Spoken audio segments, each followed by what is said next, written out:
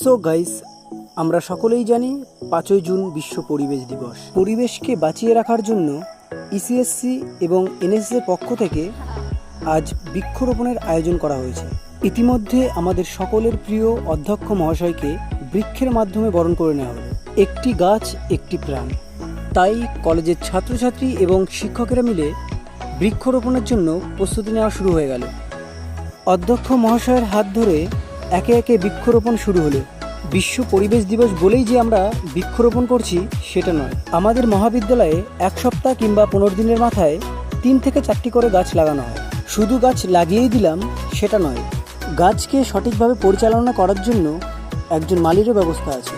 সবশেষে আমরা সকলে ক্যান্টিন থেকে কিছু খেয়ে আজকের দিনটি এখানেই শেষ করলাম। ভিডিওটি কেমন লেগেছে প্লিজ কমেন্ট বক্সে জানিও, আর ভালো লেগে থাকলে আমার এই চ্যানেলটি অবশ্যই সাবস্ক্রাইব করবে। ধন্যবাদ।